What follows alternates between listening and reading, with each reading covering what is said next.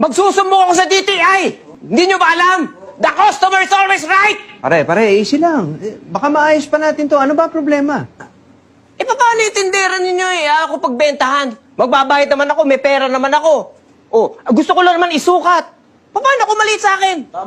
Oo, tama naman yun. Yun naman pala eh. Ano ba ang binibili mo? Kondom! May sasabihin ka? Wala!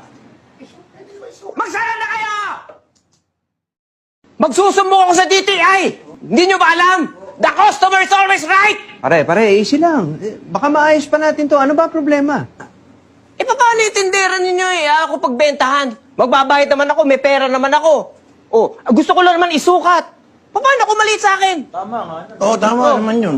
Yun naman pala eh. Ano ba ang binibili mo? Kondom! May sasabihin ka? Wala! Magsara na kayo!